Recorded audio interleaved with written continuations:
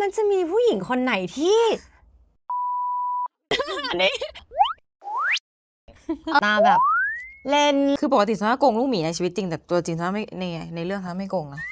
แต่ชีวิตจริงอะควรไม่โกงค่ะกลัวแฟนจริงหรือเปล่าเกรงใจค่ะเฮ้ยทำไมไม่สู้อ่ะอะไรอย่างเงี้ยพวกเขาไม่ยอมไม่ได้เลยแบบ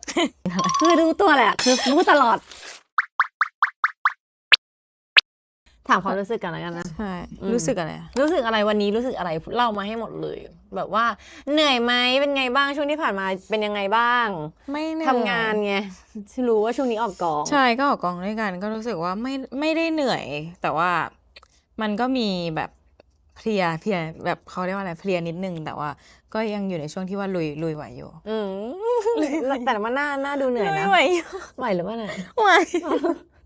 หน้าเราดูเหนื่อยนะเหนื่อยคุณเหนื่อยกว่านะอ้าวเหรอดูแบบตามันออกเหรอมีเรื่องอะไรที่แบบเป็นกองที่ยังไม่ได้เล่าไหมเรื่องในกองที่ยังไม่ได้เล่าช่วงนี้หรอไม่ได้เล่าให้กันฟังเงี้ยหรอส่วนใหญ่คือเข้าด้วยกันแทบทุกซีนเลยแล้วก็พบเจออะไรต่างๆนะค่อนข้างเยอะมากค่ะเช่นมามีปะโกะแล้วก็แต่ว่ามันจะมีซีนที่เราไม่ได้เข้ากันก็มีใช่หนูยังหนีเข้ากับแยมอะไรเงี้ยก็จะมีซีนที่สัญญาก็จะไม่รู้ว่าแบบเฮ้ยเราเล่นกับแยมเป็นยังไงเล่นกับจีเป็นไงเพราะตอนที่ลูกหมีกับเบลเล่เข้าด้วยกันสลับใช่ผักแล้วก็เอาแรงก่อนใช่แต่ส่วนใหญ่เข้ากับจีจะเป็นอีกมูดนึงเลยจะเป็นแบบว่านิ่งๆไงจีเขาจะเท่อะเขาจะเคร่งขรึมเล่าเรื่องนี้สิเล่าเรื่องที่เข้าประชุมแล้วพูดที่บอกว่าเลขากับหัวหน้าพูดไม่ชัดกันทั้งคู่อะใช่คือมันจะเป็นซีนที่แบบว่าซีนนั้นหมีไม่ได้อยู่ด้วยคือเป็นซีนที่ซาน่าเข้ากับจีก่อนแต่ว่ามันเป็นการแบบว่ามีอ่านเมลที่ทางเขาเรียกว่าอะไรศูนย์วิจัยที่แบบมีข้อร้องเรียนเกี่ยวกับเรื่องของการประมูล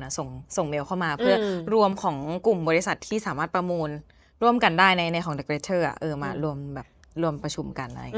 แล้วไดอะล็อกมันยาวมากแล้วศัพท์เนี่ยจริงๆลิลลี่ไม่ได้เคยแบบพูดสิ่งนี้มาก่อนใช่มันเป็นฟีลแบบค่ะทางศูนย์วิจัยของโครงการ The Greater เขาจะต้องการที่จะอยากรู้ว่าเราจะ take action ยังไงเขาเลยจะเชิญให้เราเข้ามาคืออะไรแบบนี้ไม่พูดไม่ชัดใช่เราพูดแบบเหมือนไม่ได้พูดว่าไม่ชัดแต่ว่าไดอะล็อกมันค่อนข้างที่จะมันยาวเลยก็เลยไม่เชิญใช่มันลิ้นมันพันแล้วเป็นเหมือนซะวันนั้นเลยใช่ก็คือหัวหน้ากับเลขาใช่หัวหน้ากับเลขาเหมือนกันเลยคือวันแรกเอาเลขาก่อนเลขาพูดว่าเขาก็เลยจะเชิญแล้วขอไม่ค่ะท่านขอไม่เขาก็เลยจะเชิญอีกรอบเชิญอีกรอบแล้วแต่ว่าคือแบบเข้าใจศัพท์มันแบบมันยากมากอะไรเงี้ยของซาก็เหมือนกันระยะยาวทุกคนกำลังพูดเรื่องการประชุมการ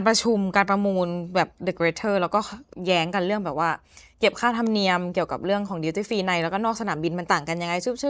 บตรงนี้ว่าเขาคิดมาจากบ้านแหละว่าเขาจะพูดอะไรบ้างวันนี้ปุ๊บพอถึงลำดับที่เมย์กล้าพูดเกลียดมากคือลำดับที่เมย์กล้าพูดปุ๊บแต่สัญญามีระยะไม่ยาวนะ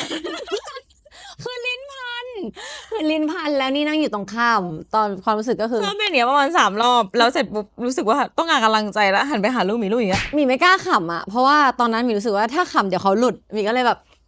อย่างเงี้ยแต่หน้าขำแล้วใช่แต่หน้าขำแล้วพอลูกหมีมารับบทไอวารีแล้วรู้สึกว่ามีอะไรที่แตกต่างจากหมอวันบ้างไหมหรือว่าเยอะความเจ้าชู้อะไรเงี้ย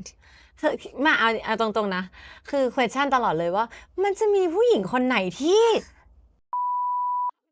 นี่หมายถึงว่าได้แววตาใช่มันมีความรู้อ่ะมันมีความแบบอย่างเงี้ยมันมีความแบบเอาละคือใช้สายตาแบบเล่นหูเล่นตาเก่งอย่างเงี้ยแล้วก็แบบมีความแบบเจ้าชู้ในสายตาซึ่งเอาจริงๆถ้าคนแบบเนี้ยมาจีบเราเป็นหมีจะแบบตั้งแง่เลยนะเพราะว่าหมีรู้สึกว่าเฮ้ยคนนี้มันดูมันเจ้าเล่ห์มันเจ้าชู้อ่ะมีกลัวอะไรเงี้ยแต่เมวิกาไม่กลัวแต่จะงงนิดนึงก็เลยรู้สึกว่าต่างเพราะว่าไอวารินเนี่ยมีความแบบเฮ้ยยากตรงที่แบบทำยังไงให้รู้สึกว่าเจ้าชู้แบบไม่เสียวอ่ะแต่ซึ่งจะเสียวไหมก็ต้องดูอีกทีว่าคนดูรู้สึกว่ามันเท่หรือว่ามันเสียวไหมแต่ด้วยลุคเขาที่เขามาวันนั้นมันเลยส่งไปทางเท่อะมันเลยส่งไปทางแบบอุ้ยแต่เขาชอบพูดจาแบบคิดถึงหรออะไรเงี้ยคิดไหมคิดอะไรอยู่อะไรเงี้ยใช่ตัวเมวิกาถามว่าแบบเหมือนตัวไอวารินส่ง SMS มาว่าแบบขอโทษทีที่ไม่ได้ค่อยได้ตอบนะช่วงนี้แบบว่ากำลังคิดแบบมีเรื่องให้คิดเยอะอะไรเงี้ยแล้วไอวารินตอบไปว่าอันนี้ถามกันว่าคิดอะไรนี่ตอบไปว่าคิดถึงคือคิดถึงค่ะด้วยนะคิดถึงคิดดูว่าคนประเภทไหนคือมันมีความเสี่ยวในตัวนะตัวไอวาริน สำหรับซอนย่านะคะมีบทพูดที่ประทับใจไหมคะว่าอันไหนที่คิดว่าเป็นเมวิกาพูดแล้วรู้สึกว่าหรืออันเนี้ยใช่ประทับใจแบบรู้สึกว่าแบบชอบตอนที่เมวิกาพูดประโยคนั้นนี่มีไหมมีแต่ว่ามันไม่ใช่บทพูดที่ประทับจริงๆบทพูดมันส่งทั้งหมดเลยรู้สึกว่าคนเขียนบทค่อนข้างแบบไปในทางที่ดีมากๆแต่มีซีนหนึ่งที่ประทับใจคือซีนที่เมวิกาไปบอกพ่อว่าชอบผู้หญิงอะใช่ร้องไห้เลยอันนั้นอะกับพี่จอบก็ร้องไห้หมดเลยใช่ดีมากเลยคือจริงๆไม่แน่ใจว่ามันดีฟในนิยายมันจะดีฟเท่านี้ไหมแต่ว่าถามพ่อก่อนว่าแบบพ่อจะโอเคไหมถ้าสมมติว่าเมย์คบผู้หญิงอยู่อะไรเงี้ยใช่แล้วพ่อก็เลยพูดว่าอะไรอะแบบไม่เป็นไรเลยถ้าสมมติว่าแบบคนนั้นเขาดีกับเมย์แล้วก็รักเมย์เหมือนที่พ่อรักอะไรเงี้ยแต่ว่าด้วยความโชคดีคือบ้านนี้เขาโตมาแบบอบอุ่นเขากล้าพูดใช่ฉันไม่ทราบว่าธุรกิจเธอซูพิเรียเนี่ยทำอะไรขายหรอคะซูพิเรียเป็นห้างสรรพสินค้าที่มีสินค้าชั้นนำนะคะหรอมีเมื่อวานเราเพิ่งพรีเซนต์ไปว่าคือเราต้องการจะขยายตลาดไปสู่ต่างประเทศด้วยซึ่งอาจจะมีตอนสู้นี่ได้เปล่านี่มีของไทยนะตอนพรีเซนต์เนี่ยนี่ตอนพรีเซนต์ในห้องประชุมอะยกตัวอย่างบอร์ดขึ้นมาแล้วบอร์ดบริหารเขียนว่า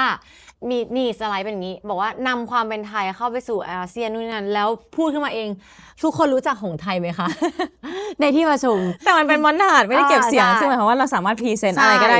ที่เป็นความรู้ให้คณะกรรมการฟังแหละแต่ว่าแค่เขาอยากตีแผ่ว่าแบบ2 บริษัทนี้แล้วความพูดไปเรื่อยอ่ะคือตอนนั้นไม่เก็บเสียงแล้วก็เลยพูดไปเรื่อยแล้วบอกว่าคณะกรรมการรู้ไหมคะว่าชาวต่างชาติส่วนใหญ่เนี่ยมาหิ้วอะไรในประเทศไทยของไทยค่ะของไทยมีสมุนไพรที่เป็นเอกลักษณ์มากที่ชาวต่างชาติไม่มีแล้วนี่ก็เลยพูดไปเสียดายมากสินั้นไม่เก็บแต่ว่าตอนนี้เขามีอันใหม่แล้วจงเจริญอันนั้นจงเจริญใช่ไหมคะอันใหญ่มีเคยดมแล้วมันเป็นพิมพ์เสนใช่ไหมคะจงเจริญมันเป็นพิมพ์เสนใช่ไหมใช่ไม่แน่ใจเหมือนกันโอเคอะไรหรอแต่จากที่ก่อนจะเข้าเรื่องนี้ถ้ารู้สึกว่าดูแล้วอะถ้าเราดูกันในฐานะที่เราเป็นหมีเป็นซอนอะแบบหมีคิดว่าใครเป็นคนชนะถ้าดูจากแบบแต่ว่าถ้ามีถ้าคิดในฐานะที่เป็นคนดูเป็นเนื้อขอคิดจริงอ่ะถ้าเป็นคนดูจริงอาจจะคิดว่าเมย์เพราะมีรู้สึกว่าเพราะว่าคนดูอ่ะไม่รู้ไงว่าใครเก่งอะไรขนาดไหนแต่มีรู้สึกว่าคนดูรู้ว่าอ่ะรักเมย์มากถ้าคนรักกันมากอ่ะอีกคนจะปล่อยให้อีกคนชนะเน้นในความคิดนะเป็นไงลึกซึ้งปะ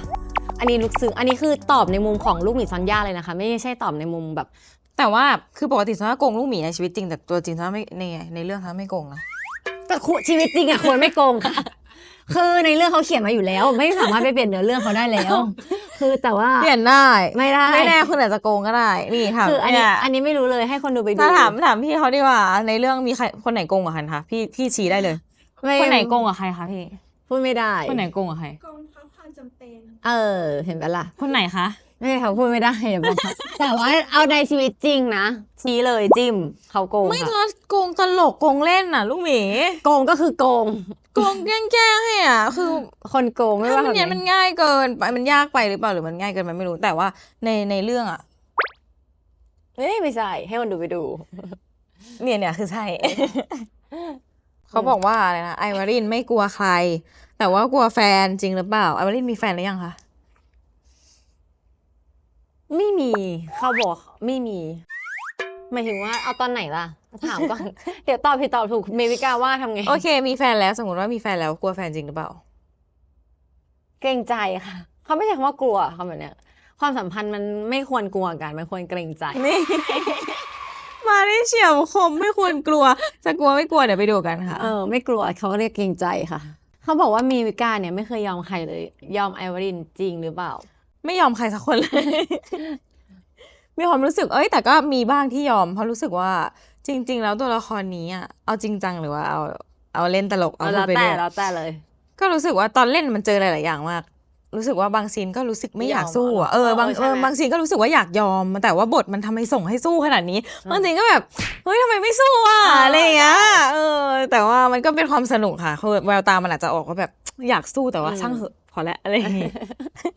ส่วนใหญ่จะยอมไม่เขาไม่เรียกว่ายอมเขาเรียกว่าเคลิ้มยอมหน่อยคล้อยตามไม่พูดคำว่ายอมโอเคยอมครับมันไม่ผิดยอมครับจบพูดคำว่ายอมไม่ได้เลยแบบค ครับยอมครับโอเคซะปูต้องปูเรื่องมาก่อนว่าโอเคจากที่แอฟแฟร์เราถ่ายกันมา2 คนใช่ไหมลูกหมีรู้สึกเหงาไหมหมายถึงว่าเราเป็นตัวเดินเรื่อง2 คนซึ่งแบบว่าใช่แล้วในเรื่องนั้นมันจะมีความดราม่าแล้วก็เขาเรียกว่าอะไรมีแบบมีเรื่องแบบลึกเจาะหรือเรื่องครอบครัวค่อนข้างเยอะแต่คราวนี้พอเรามาเล่น Harmony Secret แล้วเรามีตัวละครเพิ่มเข้ามาอีก2 ตัวซึ่งคือคุณแยมกับคุณจีแล้วก็คุณราเชนคุณกวินว่าไปแต่ว่าคุณชอบขำคุณแยมใช่เหรอมีไปขำตอนไหนอ่ะมันมีภาพไม่มีชอบขำแยมทุกรอบหมายถึงว่า in everyday ด้วย in everyday คืออยู่ขำแยมตลอดคือใช่คือตัวละครแยมมันมีความแบบมันโก้อะแล้วคือมันเป็นเลขาเราด้วยความที่ชีวิตเรามันไม่ค่อยมีสีสันอะมีชอบขำตรงที่แบบอย่างเช่นว่าสั่งงานอะไรไปปึ้งยายแยมจะเป็นคนที่แบบสั่งแค่1นะทำให้1จริงแต่ถึง10อะคือมันเล่นใหญ่อะมันแบบเฮ้ยทำไมต้องมาช้านี่แล้วเนี่ยคือเราก็แบบชีวิตเรามันไม่เคยมีสีสันอะยายแยมคือสีสันก็เลยรู้สึกขำทั้งในชีวิตจริงและนอกจอนะจริงๆพอติ๊งเห็นพอแบบน้องได้แสดงออกมาจริงๆอะคิดถึงใครไม่ได้เลยนอกจาก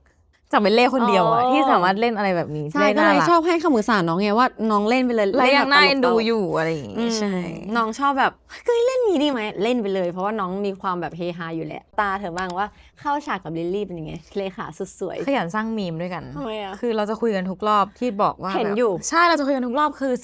ซีนตัวจีกับตัวเมวิกาจะเดินด้วยกันอยู่ตลอดอยู่แล้วเวลาไปไหนก็คือจะมีเลขาประกบแล้วแบบมันจะมีลองเทคที่ก็จะต้องเดินเข้าโค้งมาแล้วพี่ดิดจะเดินตามอย่างนี้เลยเดินตามแล้วเราคุยกันมาตั้งแต่แบบตั้งแต่ก่อนเริ่มแอคชั่นว่าแบบลิลลี่เอาจริงซีนนี้ได้หลอกน้อยมากเราแทบจะไม่ได้สื่อสารอะไรกันเลยนอกจากการยื่น iPad แล้วก็คุยว่าโอเคผู้ร่วมประมูลมีเท่านี้ใช่ไหมคะปึ๊บแต่ถ้าเราอยากเป็นมีมในแค่ซีนสั้นๆอะเราเดินแบบกันไหมลิลลี่ลิลลี่ก็แบบเอาดิพี่เอาดิเนี้ยก็เลยแบบได้แต่ว่าไม่เอาแรงมากเดี๋ยวเขาจะเอาแค่เป็นฟีลว่า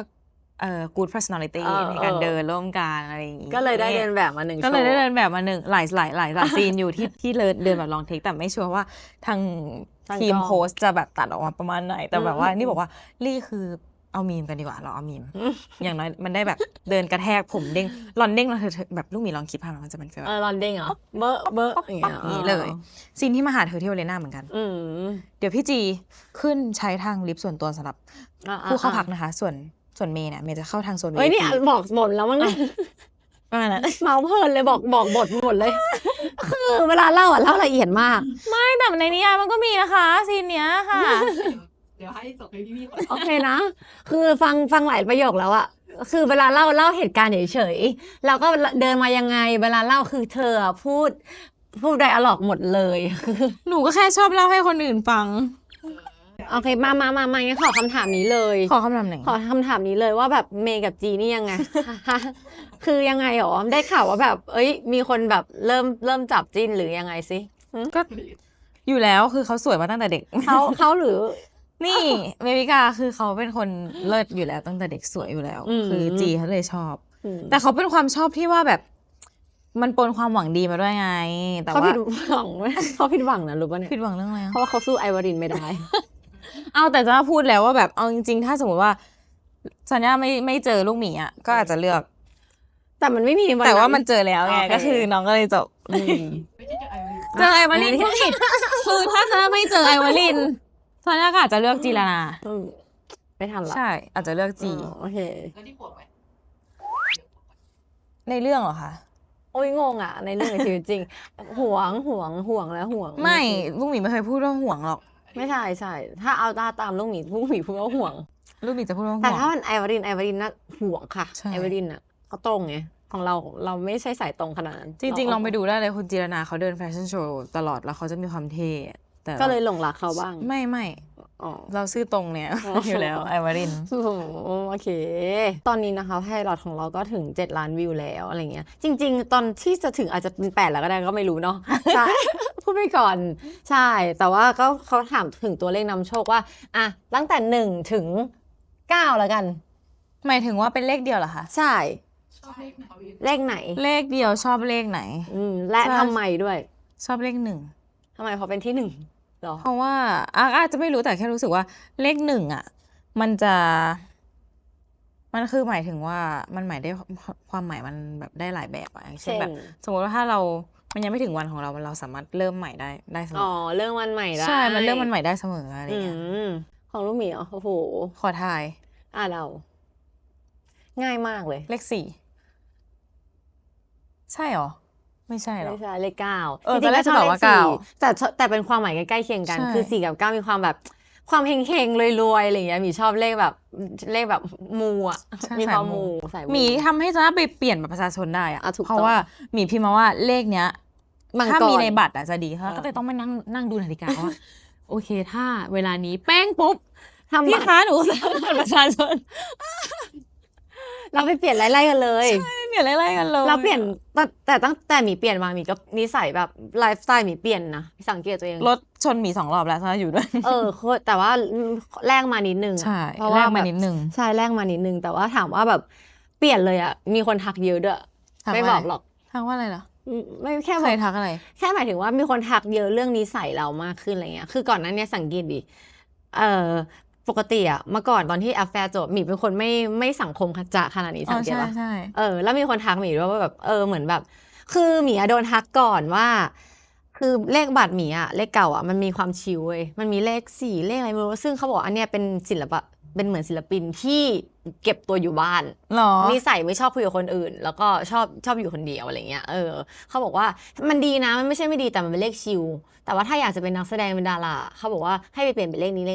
เลขตกเลขนี้อะไรเงี้ยแล้วคือหมีไม่ดูอาจจะเป็นด้วยความที่สมองเรานิดนึงด้วยมันก็กล่อมให้เราแต่ว่าเราก็เชื่อแต่ว่าเราก็ไม่ได้คิดนะตอนเปลี่ยนเสร็จก็ไม่ได้คิดอะไรแต่ว่าหลังจากเปลี่ยนเสร็จอะหมีรู้สึกว่าตัวเองอะเอนจอยกับการเข้าสังคมมากขึ้น ไม่ได้แบบเลิกงานเสร็จแล้วแบบเฮ้ยกลับบ้านเหมือนเมื่อก่อนขนาดนั้นนะเมื่อก่อนจะแบบไม่เอาละอย่างเงี้ยใช่ไหมเดี๋ยวนี้จะ ก มี ลาย ความ ว่า แบบ ตอนเนี้ยสลับกับลูกหมีคือเลิกงานเรากลับบ้านเลย ใช่ คือลูกหมีกลายเป็นว่าโอเคหมีอยู่กับพี่ทีมงานบ้างบางทีหมียังแบบอยากอยู่ยังอยากแบบคือบาง มีฟิลอยากอยู่แต่ว่า อืม ช่วงนี้ไม่ค่อย แต่ว่าสัญญาเหมือนเดิมสัญญาก็แบบใกล้เคียงกับเดิม ใช่ เพราะสัญญา เหมือนเดิม เป็นหนิงตั้งแต่แรกแต่คือตอนแรกหมีไม่ใช่อย่างนี้หมีว่าแบบคือหายตัวคือเมื่อก่อนมีหายอ่ะหมีไม่คุยกับใคร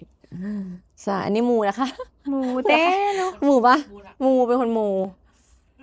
สัญญ ถามลูกหมีว่าลูกหมีเคยบอกเจียวอันไหนว่าลูกหมีจะไปกลับไปออกกำลังกายแล้วลูกหมีได้กลับไปไหม ก็เมื่อวานก่อนเพิ่งไปเล่นขายแต่ว่าก็ยังไม่เต็มฟอร์ม ใช่เพราะ อะ รู้สึกว่าช่วงนี้มันเป็นช่วงที่เวลาพักเราค่อนข้างน้อย น้อย สมมติว่าถ้าพักปุ๊บเราจะต้องใช้เวลานั้นกับการอ่านบททันที ใช่ ซึ่งมันแบบคือถ้าออกกำลังกายถ้าไม่ได้เล่นแบบเสถียรนะมันก็ไม่ค่อย ใช่ เวิร์กก็คิดว่า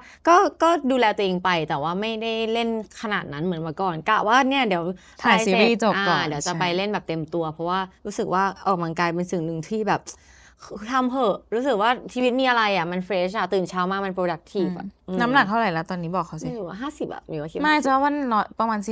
49ด้วยซ้ ให้คนดูตอบนะคะ ำใช่ไหมเพราะว่ารู้สึกว่าแบบมี เดี๋ย ตัว วเล็ก ทำมันนี่ซี มีตัวเล็กลงเยอะมาก อืม แต่ว่า เดี๋ยว กินดีนะลูกหมีกินดี อะโวคาโดมามื้อเช้า แต่ไม่ชอบกินแป้งซึ่งจริงๆแล้วกินหน่อยหนึ่งก็ได้ กินนะ น้อย แต่เป็นคนกินแป้งแล้วอิ่มง่ายเกิน ก็กินให้มันแบบ เพิ่มพลังไหนๆที่คุณเรียนเชฟมาแล้ว อ่ะ แนะนำโภชนาการซาร่าแล้วก็แฟนๆหน่อย โภชนาการซอนย่าเหรอ สมมติว่าซาร่าเท้าบวมเนี่ย อ่า บ่อยๆ ใช่ อ่ะไม่ควรจะกินอะไรหรือว่าควรจะกินอะไร คือรู้ตัวแหละ คือพูดตลอดว่าลดเค็มหนึ่งละคือเขาเป็นคนติดซุปจริงๆกินเค็มอ่ะไม่ได้ ใช่ ผิดนะ เพราะว่ากินน้ำมันก็หายไปแล้ว แต่ประเด็นคือซอนย่าเขาเป็นคนที่แบบติดซดแบบซดมากๆอ่ะมันก็เลยแบบจริงๆอ่ะไม่ต้องซดก็ได้ซุปบางอันอ่ะมันไม่ได้มีให้ซดเพราะว่าวันนั้นเขาไปจีนจำได้ว่าที่เธอไปจีนอ่ะแล้วกินซุปหม่าล่า ซึ่งมันมาก ซึ่งมันมาก ไม่เหมาะกับการซดมาก แต่ซาร่าซด มี6ซุป คือเขาจะชิมทุกอันชิมแล้วก็ซดแล้วบอกว่าเลี่ยนอ่ะแล้วก็แบบไม่ไหวแล้วปวดท้องเค็มอ่ะก็ใช่อ่ะสิ ซุปมันทำมาไม่ให้ยูซดมันทำให้ยู ไม่แต่ ลวก ต้มปลานะอร่อยจริงๆ แต่มันอ่ะ มันให้ยูกินเฉพาะเนื้อเข้าใจไหมแต่เขาจะแบบมีต้มอะไรไหมคะโอ้มีต้มปลาเหรอซึ่งต้มปลาเวลาทำอ่ะมันจะเอาปลาไปลวกแต่ว่ามันจะออนท็อปด้วยน้ำมันพริกซึ่งราดทับแล้วเขาก็โอ้กินไป3 คำเลี่ยนไม่แปลกใจที่เลี่ยนเพราะว่ามันไม่ได้มันไม่ใช่ซอสนะคะลดก็คือโภชนาการคือเพิ่มโปรตีนก็ช่วงนี้ก็กินดีเนาะ ใช่เพราะช่วงนี้โอเค โปรตีนถึงไหมไม่ค่อยบางวันยังเห็นกิน ใช่ เผ็ดกินปลาอะไรอยู่เลย ใช่ ไม่รู้ เพราะว่าบางทีแบบสมมติว่ามันไม่รู้สึกว่ามันเผ็ดเกินไปเราก็จะไม่ได้อยากกินสิ่งนั้น อืม ก็เลยแบบเลือกกินผักอะไรเงี้ย ก่อน กินผักกับกินแป้ง แต่ว่าไม่ ใช่ ค่อยมีโปรตีน คือซาร่าจะถามตั้งแต่ครั้งแรกที่เห็นลูกหมีกินนัตโตะแหละ เออ แต่ว่าส่วนตัวซาร่ารู้สึกว่ามันไม่ได้ สำหรับคนที่ไม่เคยกินมาก่อนก็ไม่ได้รู้สึกว่ามันเหม็นขนาดนั้น แต่ว่าครั้งแรกที่หมีกินอ่ะแบบรู้สึกยังไงแล้วว่าคนที่ยังไม่เคยกินเขาจะแบบกินแบบไหนถึงจะกินง่ายอะไรเงี้ยคือมีอินสปายมาจากชินจังเลยตอนเด็กๆมีชอบดูชินจังแล้วชินจังอ่ะมีตอนนึงคือเขาจะแอบแม่กินนัตโตะตอนที่แม่เขาออกจากบ้านแล้วเขาไปควักนัตโตะในตู้เย็นแล้วก็มาเล่นเป็นยืดแมงมุมคือในการ์ตูนมันฟินมากมันแบบหู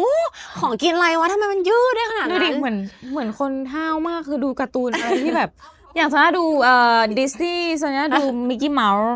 ซาดูลีโลแอนด์สติชดูแบบคิมพอสซิเบิลดูแบบว่าฟีนิกับเฟิร์บแบบนั้นก็ดูแต่ว่าชินจังชอบแล้วก็เล่นอินสปายมาชินแต่รู้จักอยู่ชินจังใช่ก็แค่นั้นแหละพอตอนโตรู้สึกว่าเราเคยเห็นสิ่งนี้มานานแล้วว่ากินแต่ว่ากินครั้งแรกมีก็พูดนะว่ามันไม่ค่อยเลิศเพราะว่ากลิ่นมันแรงแล้วมันจะมีขมปลายมันจะเป็นกลิ่นเน่าๆแต่ประเด็นคือกลิ่นเน่ามันเป็นรสคือหมีเป็นคนโรคจิตอย่างนึงอะไรที่หมีไม่ชอบในแบบแรกนะผ่านไปสักเดือนนึงหมีจะนึกถึงมันคือเพราะหมีจะรู้สึกว่าอันเนี้ยแปลกมีชอบอะไรแปลกๆแล้วพอหมีจะรู้สึกว่าเอ้ยทำไมเป็นไรวะอยากกินอีกพอกลับมากินรอบ2อร่อยใช่หมีก็เลยบอกว่าวิธีการกินให้อร่อยนะคะเริ่มต้นจากหาแบรนด์ที่มันค่อนข้างอูมามิหน่อยแล้วก็หาโชยุกับหามัสตาร์ดที่มันเข้ากันมัสตาร์ดคือสีเหลืองใช่ต้องกินกับข้าวร้อนๆทุกอย่างมัตโตะคือต้องยืดให้เกิน 30-40 ครั้งมันจะสร้างโปรไบโอติกขึ้นมาแล้วมันจะยิ่งหนืดโอเคเดี๋ยววันหลังมาทำคลิปพาจะกินดีกว่าไม่เคยกินมาก่อนเลยแต่วันนั้นแอบลองดมของลูกหมีดูแล้วหมายถึงว่าดมไกลๆนะมันไม่แย่คือจากที่รู้สึกว่าโอเคเป็นคนที่มือใหม่มากๆกับอะไรแบบนี้ก็รู้สึกว่ากลิ่นมันยังไม่ได้แย่หรือว่าจะไม่ได้สุดเดี๋ยววันหลังทำให้กินอย่างนี้ก็ไม่รู้ได้โอเคโอเคพรุ่งนี้เลยคือหมีเลี้ยงน้องหมาจริงๆเคยเลี้ยงมาเยอะมากรู้ป่ะตัวที่รักที่สุดมาก่อนคือลอตไวเลอร์มีชอบหมาตัวใหญ่มีชอบหมาที่ดุกับทุกคนยกเว้นเราเป็นพวกแบบโรคจิตชอบแบบเฮ้ยจะดุกับใครก็ได้แต่ถ้าวิ่งมาหาฉันคือแบบกลายเป็นเจ้าก้อนอะไรเงี้ยกัดกระโปรงยายผ้าถุงขาดคือเละเทะไปหมดเลยหมียังเคยโดนกัดเลยหมีร้องไห้อย่างเงี้ยแต่ว่าหมีรักมากหมีชอบหมาแบบนี้จนวันนึงก็เสียก็เลยไม่ได้เลี้ยงจนปัจจุบันมาเลี้ยงหมาเล็กแทนก็อีกฟีลนึงดีนะคือจากที่แบบโอ้หายเนี่ยกลายเป็นตัวแค่เนี้ยไม่เห่าหนมเขียวเป็นหมาไม่เห่ามีเคยเลี้ยงหมาที่เห่าแบบเห่าจนฟังไม่ได้หมีก็เลยมีวิธีใหม่ว่าการที่จะเลี้ยงหมาให้ไม่เห่าเอาเขามาแรกๆคุยกับเขาเบาๆใช่คุยกับเขาเบาๆห้ามเสียงดังก็คืออย่างเช่นว่าเอาเขามาเลี้ยงก็กระซิบหรือว่าในบ้านห้ามตะโกนกันหมีฝึกหนมเขียวแบบนี้ประมาณ6 เดือนหนมเขียวปัจจุบันไม่เห่าเลยถ้าสมมุติว่าเราเสียงดังน้องหมาของเราก็จะเสียงดังไปด้วยใช่มันคือพฤติกรรมลอกเลียนแบบเลยพฤติกรรมลอกเลียนแบบเขาเห่านะเขาเห่าเฉพาะตอนนี้เขาอยากกินอยากเล่นเนี่ยแต่ว่าถ้ามันจะมีหมาบางตัวที่แบบเจอคนแปลกหน้าแล้วเห่าแล้วเนี่ยเขาไม่เป็นเขาจะเป็นฟีลแบบเงี้ยแต่ดีนะแต่สุนัขจะเหมือนเจ้าของจริงๆหมายถึงว่าอยู่กับใครจะเหมือนกับคนนั้นมากอะไรเงี้ยประมาณนั้นอย่างหมาใช่หมูปิ้งอยู่กับไอ้แป้งหมูปิ้งอยู่กับน้องซะบ่อยหมูปิ้งดุกับหมาตัวอื่นคือหมูปิ้งไม่สามารถมีสัมพันธ์กับหมาหรือว่าสัตว์อื่นได้เลยแมวไม่ได้ไม่นะหมูปิ้งไม่ได้ดุกับลูกไม่แล้วจริงๆฉันว่าดูแล้วหมีชอบหมาที่แบบอย่างเงี้ยเพราะว่าแต่หมูปิ้งalert มากเพราะว่าแป้งเลี้ยงมาแป้งจะแบบเล่นกับปิ้งแรงมากอะไรเงี้ยใช่มันอยู่ที่นิสัยคนเลี้ยงจริงเพราะว่ามีว่าหมามาก่อนที่เด็กๆหมามีดุเป็นเพราะเราก็เป็นเด็กที่แบบเด็กคือขนมพอเรามาเลี้ยงหมาตอนโตกลายเป็นว่าหมาก็นิสัยแบบเรานิ่งลงมากก็นิ่งลงอะไรเงี้ยผู้ดีมากขึ้นกินแบบกินเสร็จเช็ดปากแปรงฟันอะไรเงี้ยแล้วมีแม่คอยดูด้วยไหนจะแมวเงี้ยล่าสุดหมาอยู่กับแมวได้แล้วหมาเลียหูไททันเลียสักพักไททันเป็นแมวขี้เกียจไททันเกิดมาเป็นแมวที่เหมือนหมาก็เลยให้นมเขียวก็เลียหูสักพักปกติแมวไม่ชอบเลียใครซีซัวนอกจากตัวเองไททันคือแมวที่แบบเนี้ยถ้าอยู่กับซอนย่าคือสามารถเลียซอนย่าได้จนตกเหมือนซอนย่าก็เคยเจออะไรเงี้ยใช่แล้วหมันเคี้ยวมากจริงๆชอบทั้งโพก้าไททันเลยยายนี่เหมือนแบบเป็นแมวที่ติดคนสมมติว่าเรานั่งกองกันอยู่เนี่ยเขาก็จะแบบเดินมาอยู่ตรงเนี้ยอะไรคล้ายๆหมูปิ้งจริงเหมือนกันแบบแต่จริงๆแล้วมีหมา2 ตัวก็คือหมูหยองที่แบบเพิ่งเสียไปเสียดายมากหนูเลี้ยงมาแบบเป็นหมาตัวแรกที่เลี้ยงด้วยตัวเองอะไรเงี้ยเกือบ20 ปีได้ที่เธอบอกว่าไปนั่นมาใช่ป่ะขอแอบแม่ซื้อป่ะหรือไม่ใช่แอบแม่ซื้อคือหมูปิ้งหมูหยองได้มาวันเกิดคือวันเกิดเพื่อนสนิทของน้าจะซื้อให้วันเกิดเลยแล้วก็แบบตัวมันแบบว่าคือมันจะอยู่ในฟาร์มเขาจะมีหลายตัวแล้วเขาจะอยู่เนี้ยเป็นตัวเดียวที่สนใจเรามากๆเสร็จปุ๊บแม่ไปอุ้มมาแล้วเขาก็ร้องก็ แบบเหมือนอยากไปอยู่ด้วยแม่เลยจ่ายตังค์เลยเอากลับบ้านเลยแล้วเหมือนเขามีคนพูดว่าเนี่ยซื้อที่ฟาร์มเนี่ยระวังตายนะอะไรเงี้ย20 ปีได้แข็งแรงใช่แล้วเขาก็มาวันเกิดแล้วเขาก็เสียวันเกิดซะเลยใช่20 ปีพอดีเกือบ20 ปีประมาณ17-18อะไรเงี้ยสวยปิ้งอ่ะสวยปิ้งคือแอบซื้อมาเพราะว่าตอนนั้นอ่ะเพื่อนเปิดฟาร์มแจ็ครัสเซลไม่ได้เชิงเปิดหรอกแต่ว่ามันชอบลงสตอรี่ว่าแบบเลี้ยงแจ็ครัสเซลแล้วก็ตอนนี้กำลังผสมพันธุ์คอกที่3อยู่อะไรเงี้ยแบบก็เลยบอกว่าขอไปเล่นได้ไหมอยากเล่นเขาได้เล่นปุ๊บติดใจเหรอน่ารักน่ารักละมาดูรอบแรกน่ารักรอบ2เอาเลยแล้วกลับไปบอกแม่ว่าเพื่อนยกให้แม่หนูนี่สงสารมากเพื่อนทิ้งเขาบอกว่าเลี้ยงไม่ไหวแล้วคอกเนี้ยก็เลยให้ซาร่ามาคือเห็นว่าแม่น่าจะเลี้ยงได้อะไรเงี้ยแม่ก็เลยเอาไปคืนเขาเดี๋ยวนี้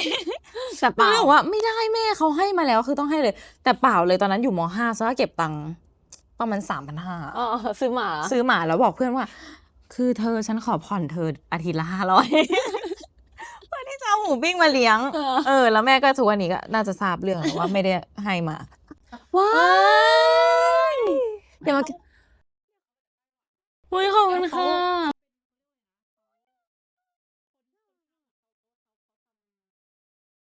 คิดถึงหมูหยองมากเลยอ่ะแบบนี้เลยแล้วคือน่าเสียใจมากที่มันทำแล้วเขาเอาไปเนี่ยเขาเอาไปรักษามาก็เลยไปซื้อมามีสตอรี่จริงเหรอขอบคุณมากนะคะให้ตั้งแต่พี่เครตัวนั้นแต่จริงๆอ่ะแฟนคลับน่ารักมากๆเบสตี้คือพอเห็นว่าแบบน้องหมาซาร่าเสียคือรู้แหละว่าคิดถึงทุกอย่างในบ้านซาร่าตอนนี้แทบจะเป็นหมูหยองไปหมดเลยแบบจานแบบว่าหมูหยองwill stay behind beside you always forever อะไรเงี้ยแล้วก็มีพวงกุญแจเป็นรูปหมูหยองแล้วก็เป็นตุ๊กตาหมูหยองอะไรเงี้ยว่าคิดถึงหมูหยองทุกวันเลยน่ารักมากฝากแฟนๆนะคะชาวเบสซี่แล้วก็แฟนๆที่รอคอยนะคะฝากติดตาม Harmony Secret ดีลลับฉบับเล่นๆด้วยค่ะจะออนไปแล้ววันที่ทุกวันเสาร์นะคะเวลา22:30ค่ะแล้วก็ใครที่รับชมสดไม่ทันเนี่ยก็สามารถรับชมได้ที่ iQIYI หรือว่า iq.com ค่ะในเวอร์ชันอันคัทบ๊ายบายไว้ครั้งหน้ามาคุยกันใหม่นะคะ